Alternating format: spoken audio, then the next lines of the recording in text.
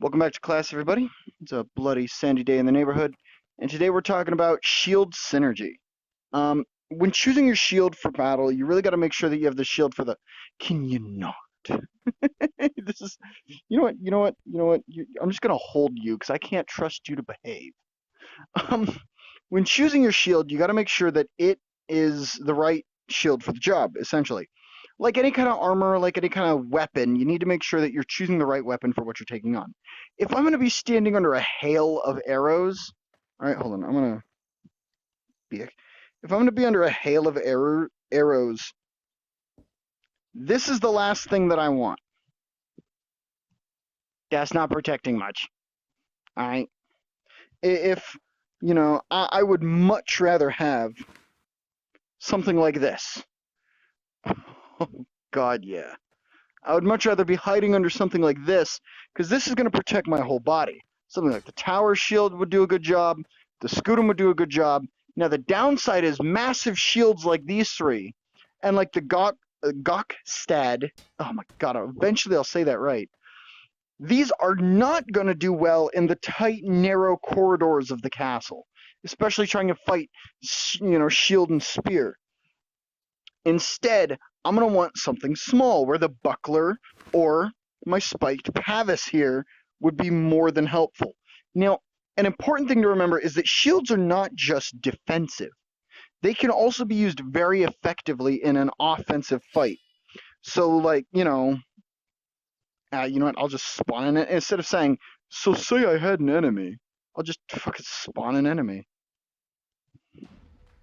So what I'm going to show you guys here could be done with the spiked pavis, could be done with any round shield, but essentially you come in, you block, hit, and then drive the shield forward so it's a sweet pull. Hey!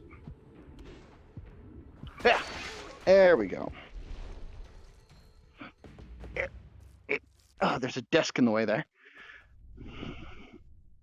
But that little 1-2 punch of, block, hit, bam, is incredibly effective. And you can see how bad my tracking is this morning, just in like the stretch of my wrist and the wobble of the shield there. Oh, my Gokstad despawned. But so yeah, having a very powerful offensive shield is great for that, because you've got that thrust, and that's going to be way more deadly than if I bash somebody with a hoplon or a scutum. But at the same time, this shield, while it makes up for its lack of defense and offense, has that lack of defense. So what I'm going to talk about for a minute here is different shields for different jobs. Now, there's also two types of shields, and the type of shield heavily plays in how you use it. Things like the scutum here. Now, this handle on the scutum is unusual to me. This is not the way it used to. It normally would be here running up and down the middle. But when you have it like this, one can hold it here in front of their body, and it still covers their whole body. If it gets hit, though, it risks tilting, and then that's all on your wrist against the sides of your wrist instead of holding it like this, where if it tries to tip, you can fight it a bit easier that way. But one benefit of having a shield like this is you can now hold it like this and get that real reach on the thrust. So, yep, you bam, lock it back in, and here I am back behind it. Tilt, bam. So yeah, again, the scutum is one of the greatest shields ever created. Easily one of the greatest. Its rectangular shape made shield walls more effective, made shield screens better. It was better for personal fighting as well, because it wasn't big and circular and getting caught on things. It was more of a form-fitting shape, allowing it to be a lot better suited to an individual in You all right there, Arm? To be suited to an individual in combat. So if you're dealing with like hails of arrows, you want a larger shield size, but at the same time, you don't want a shield that's going to get cumbersome, and you don't want a shield that has an improper grip. I'm just going to lay you down. I can't trust you to behave. Things like this tower shield are amazing, because this one has grips here, the same way the scutum's orchestrated, although I think it only lets me hold it in one of two ways. But then you can also grip here, and lock it down across your body in this much larger shield fashion. Something like this would be phenomenal at locking down an entire area, because you've got this. You can hold it here on your arm for personal combat here, bam, bam, hit, cut and thrust and twist. And then you can hold it, come on. You can hold it like this and lock down a hallway in classic Retinari fashion. So there's a lot you can do with a versatile shield. Now the shields I tend to avoid are ones like bucklers, because their general size means that they're more or less meant for duels or for personal, like mano a mano. I also don't like kite shields. I know some people swear by kite shields as being the best of the shields because it thins down here at the bottom, meaning that it covers what's necessary and doesn't waste as much on your legs. But personally, I'd rather not take a javelin to my fucking kneecap. I just don't want to. That's why I like tower shields. Yeah, they're a bit heavier, but that extra weight comes with extra protection. At the same time, you've got Templar shields, these smaller shields here. Again, this is more of a dueler's shield, but its massive metal front and thick wood back means that if this were a real shield, it would definitely be able to take a hell of a hit. I'm kicking around my damn Pavis here. And you've seen me, I think you've seen me use the Templar. No! The Templar video has never aired. It's always plagued by some kind of bug or break. I've got to do that one still. A whole variety of shields here. Things like this, though. I'm gonna go into this guy. This is a buckler with a dagger built into it. Now, this is the eye-handled dagger, or Basilard-handled dagger. I have the... there it is. The Basilard-handled falchion here on my hip. You can see they have the same handle. Something like this is really nice in comparison to my spiked Pavis, because the spiked Pavis cannot slash. Look how broad that bevel is. This is a stabbing weapon. This I can thrust and slice with. Now, I don't have a lot of slice because most of the dagger's handle, or most of the dagger's blade here is completely covered. So that's out. But the fact that I still have a decent bit above that I can stab and cut and thrust with, while also being able to block my actual hand, is, great for the offensive. But just because a shield doesn't have a blade on it doesn't mean it can't be offensive. This shoulder? There it is. No, that's the hoplon. Did I really just have a hoplon on my back? Huh, I thought I had more than that. Oh well. There we are. I'm gonna get one of these out real quick. So the Gokstad is a great example of a defensive and offensive shield. It's a punch shield, meaning it has that good drive to it, and its massive size meant that it was good at blocking arrows. All in all, a great shield in my mind. It has a small boss, just large enough to cover your hand so that you're not getting an arrow through the knuckles. But a shield like this is what allowed the Vikings to literally press the advance when they had inferior armor compared to their rivals. Because of that, because my hand's in the center here, I've got all this that I can jab with. I'm gonna make another person come out here, and I'm gonna show you guys what I mean. Come on. All right, where are you? Oh. So he comes out, he swings, boom, bam! Just like that. Lay him down, take him out. See that hit?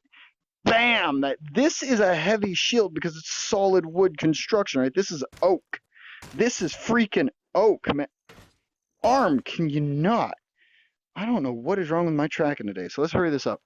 So yeah, that kind of shield bash was incredibly effective, especially by knights and mercenaries of different kinds who may have had unconventional methods to kind of get around an opponent wearing a hard helmet, If I had a knight opponent, you know what? I'm going to go ahead and get myself a knight opponent. Gokstad, get back here. Yes, you. Come on. Come on. There we go. I'm gonna get myself an opponent with a helmet on.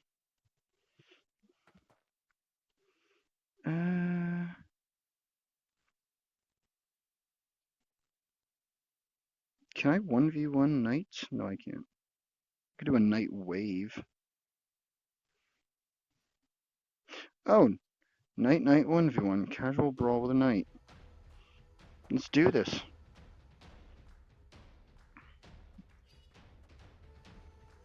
So he's wearing a metal helm. Bam! I turned him around.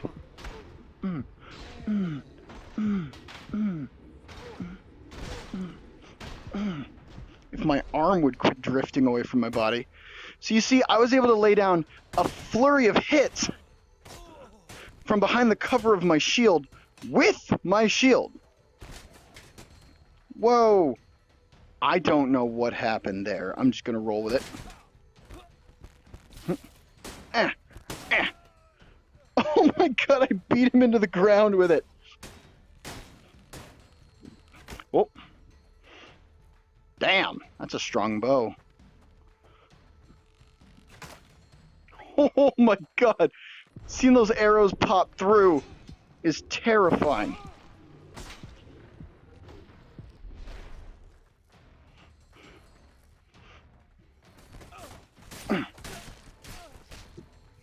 So they're kind of glitching through my body here when they swing.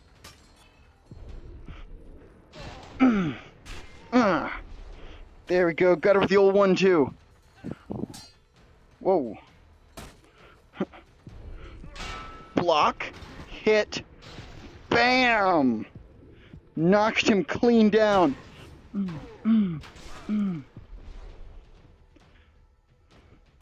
So when I slow time down, my tracking gets a little better. Allows me to more accurately land that hit. Back it up.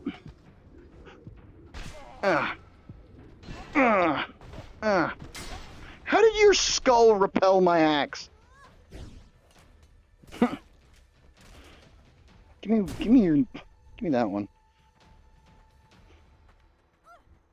Oh, Warhammer. Give me that. So you can kind of see here, as I'm fighting my way through these guys, I think this is endless, so I might want to go check on that. There we go.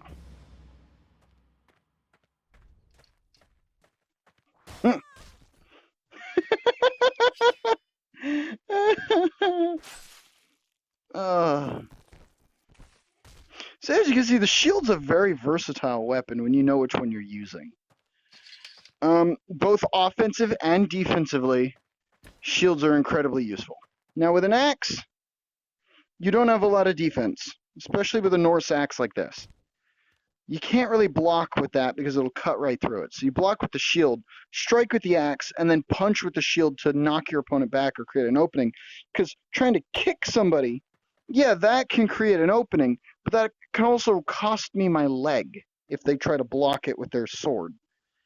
Swords, they have a decent blocking surface, a decent cutting surface. That's what makes them so universal in fighting and in war. The problem is, you can't block arrows with a sword. I don't care how much of a weeaboo you is, you can't block arrows with a sword, not reliably.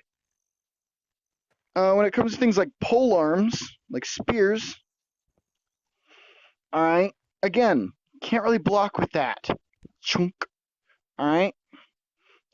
And even if I could block with it, I'd rather keep them way back. But if I'm using, one hand on this spear, that leaves my other hand free. Granted, I could two-hand it, but now I've got no protection against arrows. And the greatest thing about a spear is you're a defensive unit. So you don't want to get shot. You need to hold the pass. So lock it down and hold till the enemy are all poked to death. Because I guess that's what shields do. They kind of fill in the gaps where a weapon lacks. Hold on one second. I think I'm too close to my wall. Yeah, I am.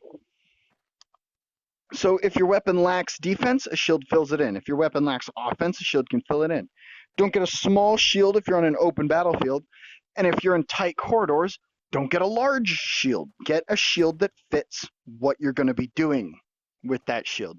In our beautiful classroom, our bloody sandy neighborhood here, it's very open.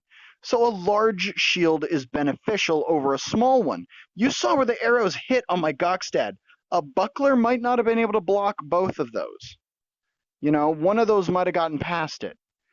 In areas like, say, the ruins, there are some hallways and some narrow corridors where trying to maneuver the shield, it might get caught on the wall or on the railing, and now I can't fight with it. So that's shield synergy. It's a simple topic, but it gets pretty intense the more you go into it. I got a new game, a mill sim, that I'm going to be playing with my brother here in the future called Onward.